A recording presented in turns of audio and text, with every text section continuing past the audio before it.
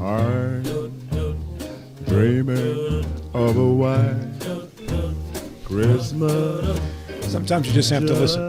Like the one This segment of our show today produced by the sports doctor Colin McLaughlin and brought to you in part by the Mansion Ferretti Law Offices. Get more with Mansion Ferretti, wvjusticelawyers.com. Also by Parsons Ford of Martinsburg. We became number one by making you number one first at Parsons.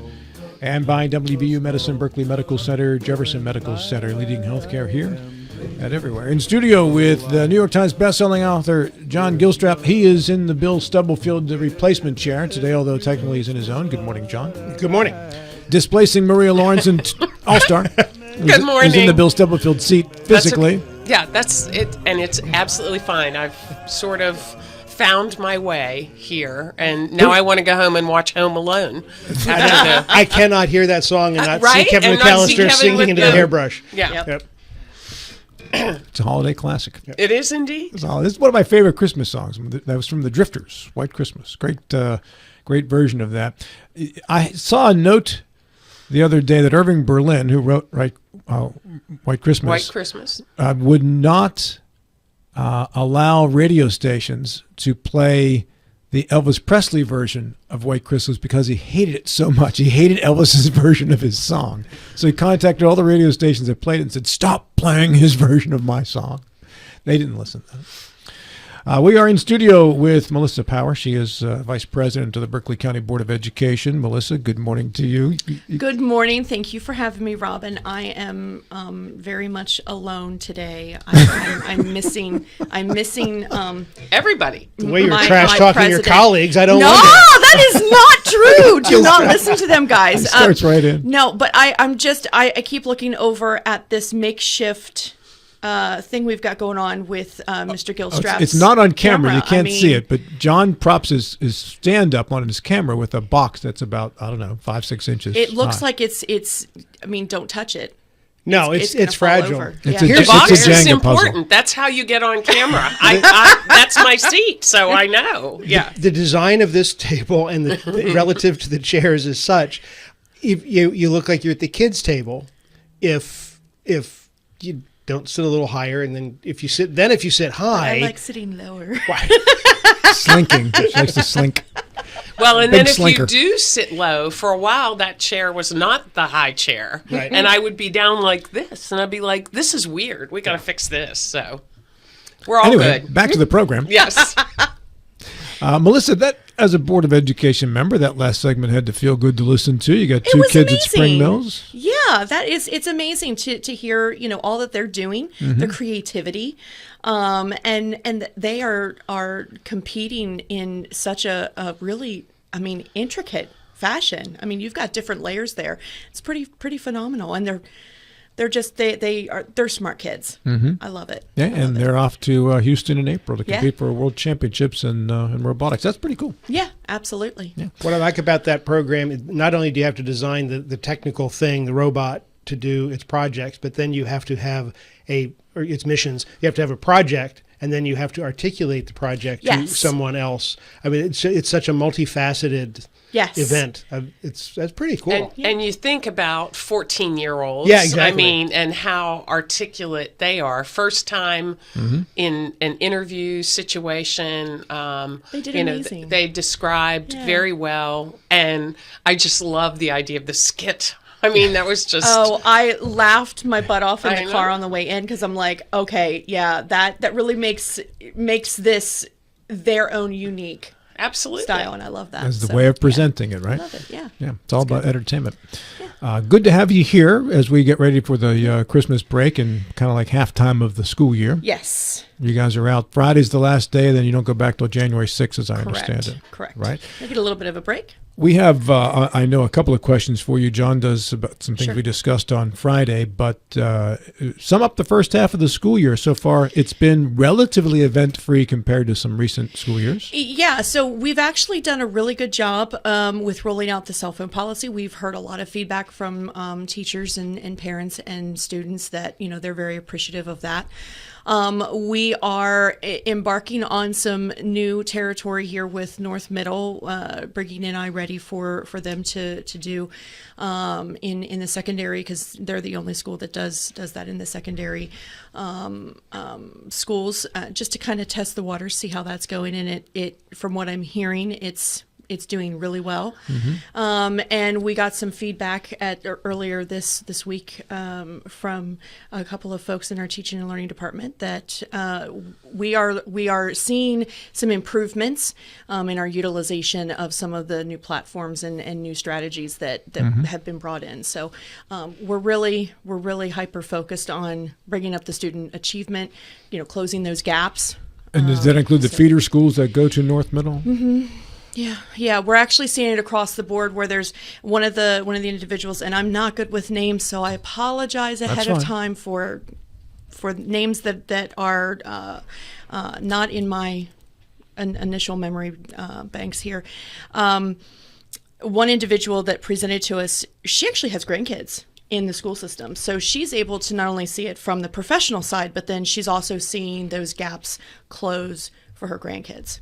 So that's nice to see when you're on the one side of it from the implementation piece, but then on the other side, she's seeing it on that receiving end. So it's really good. It's really nice. Very good. And do you anticipate by the end of this year to be essentially free of the state's involvement? For North Middle? I don't know what their thought process is.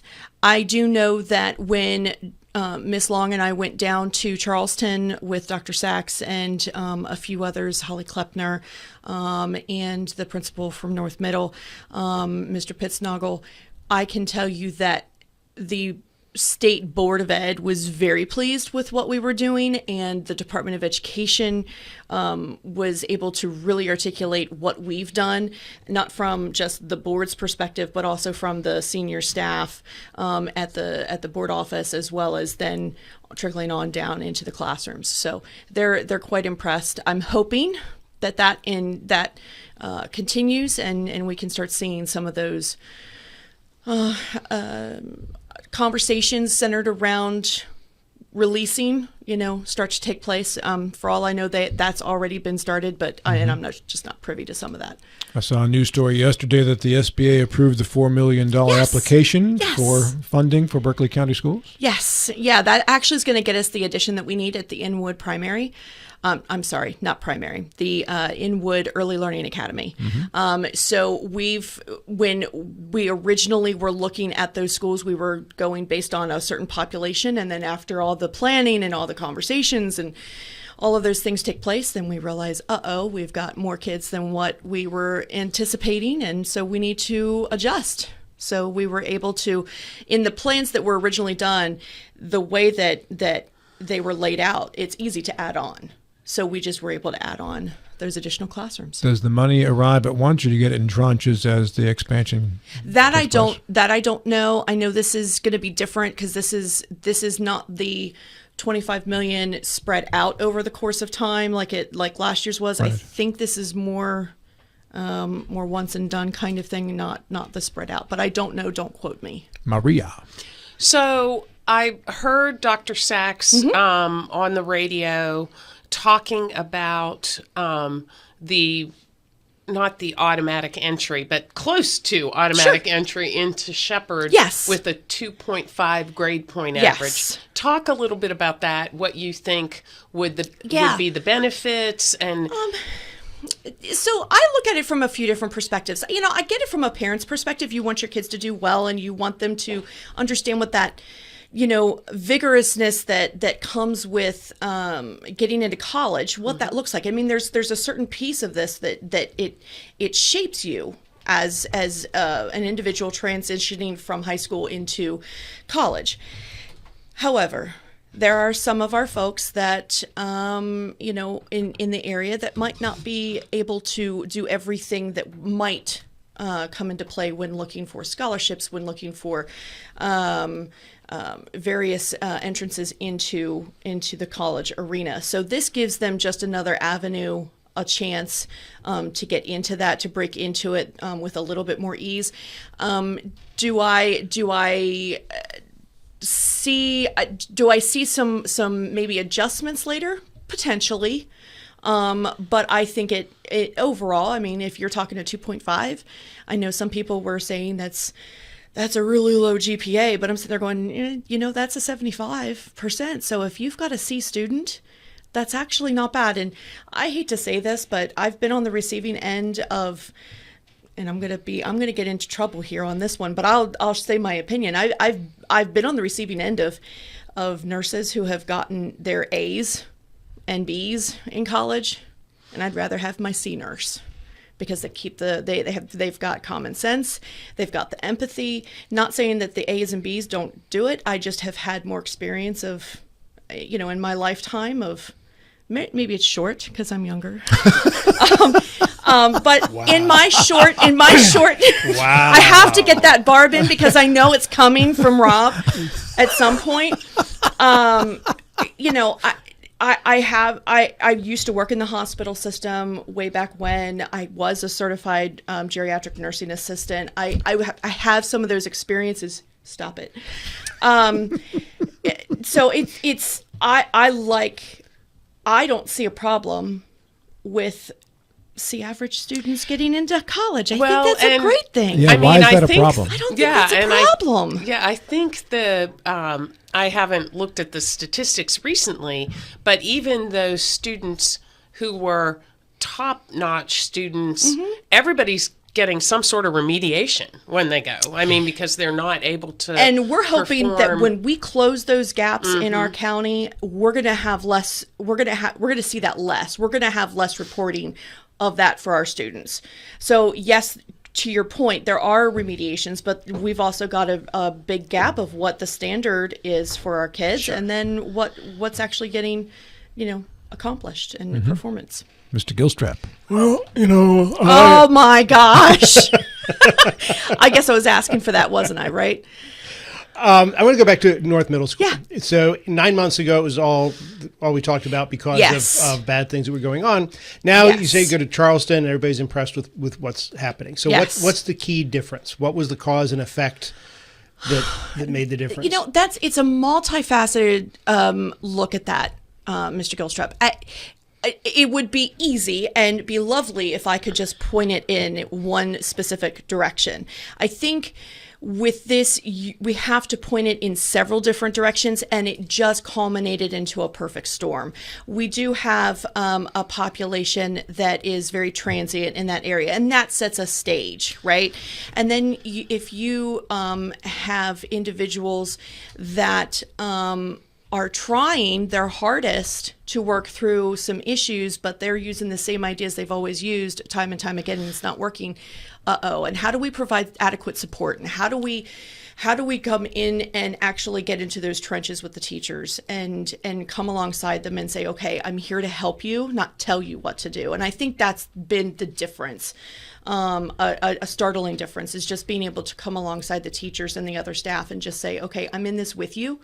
I'm not going to tell you. We're in this together. And I think that sets a different stage for inside the classroom. Are we learning a lesson that is replicable to other schools? Oh, absolutely. I think there's many different things that we can look at from this experience that we can take to several different schools. And it might not be all of it together. It might be little pieces. And one of the things that we're looking at right now, especially when our pathway in looking at iReady for secondary schools, that's going to be a question. Is that something that we can replicate in some of the other schools? Is there going to be a marked difference with using iReady here in the secondary schools? Is there going to be a marked difference? And I would venture a guess that we will see a marked difference, that it'll eventually roll out. So, but I don't know that yet. I haven't seen test scores yet. So, how did you tackle the disciplinary element? Yeah. So that's from a few different facets. So you have the state legislature coming in, and they've done some bills on stuff, and they're going to probably come in and do more than we have. At North Middle in particular. I'm getting there. Okay. I'm getting there. Okay. And then you have the state Board of Ed who is overseeing how that works as far as policy is, and then we look at it as a county board. And one of the things as a county board is we needed to have a discipline committee come together again, which was good, and they needed to look at what the legislation was with what's going on in the classroom, with with how do we mesh the two here so that it's fundamentally working, and then how do we provide the adequate support. So we looked at it from several different directions, not just in implementation. It's policy, it's understanding, it's the support that the teachers and the other staff need as they're walking through some of the situations that are occurring there. So from that perspective, and then the other thing is we did bring in the cell phone policy, and I think that is probably one of the biggest things that we'll eventually see in time that really helped staff in the long run. Yeah.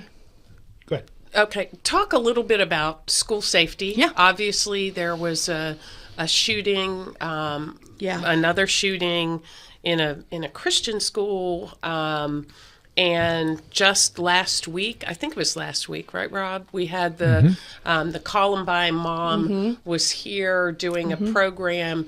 Do you feel confident that not that it's not going to happen here, but that that your staff, that the staff at all the schools is well prepared, well trained, if, God forbid, anything like this happens here?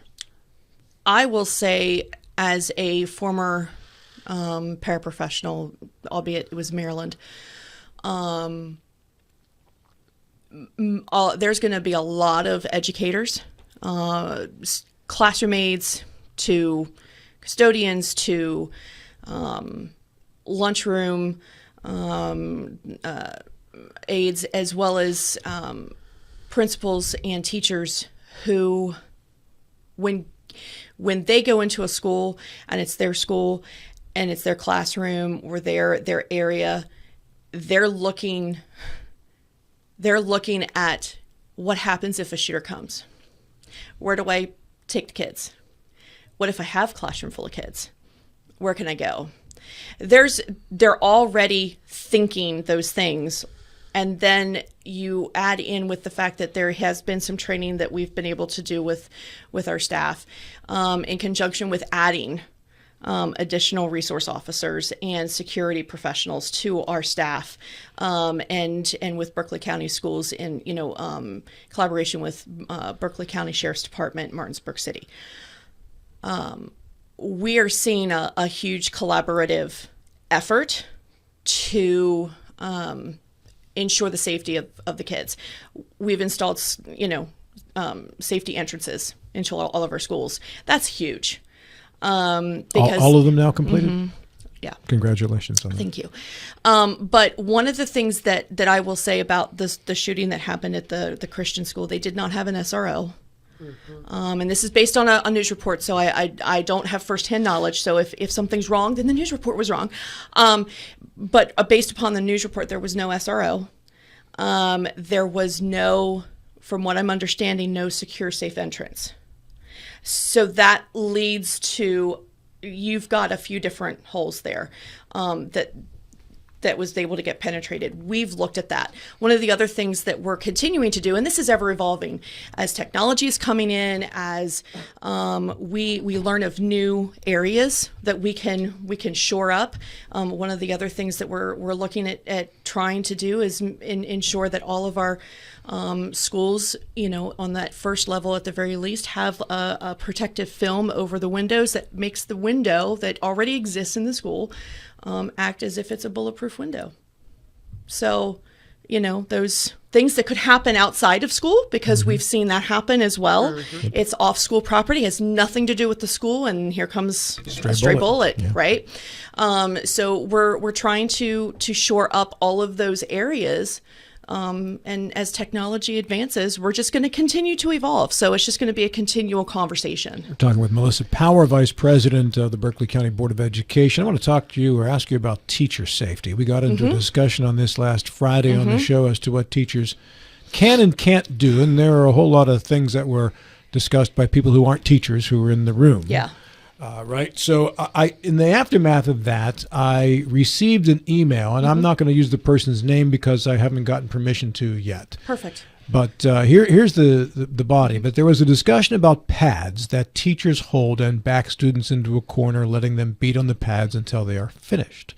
The panel thought that sounded ridiculous. The pad trading in our county will not let you push forward or advance with the pads. You must slowly retreat, and when you get to a wall, you pivot or drop the pad and run for another one! Exclamation point. I've been a principal and in education for 32 years, been a principal for a big chunk of that. The changes are astounding. The one gentleman on the show was correct. We have an extreme shortage of staff because of pay and working conditions. The pay was never the deciding factor because life was affordable and the conditions and respect were so rewarding. Now that is not the case. Yeah. So that is a I hate to keep saying this word, multifaceted. There's many different problems, right? Yeah. The first one is, let's just talk about the pad, right? So I can't necessarily say that that's the first problem. But that's the first one I want to address. Okay. I back up with the pad, and then when I'm in a corner, now I can't go anywhere, I drop the pad and run for another one? This is the way I defend myself in a classroom? How crazy is that, right? How crazy. And this is, again, Who made this rule? I'm talking as a lone board member. I am not giving my ideas or my opinion that speaks for the board. So I want to preface by saying that this is just me.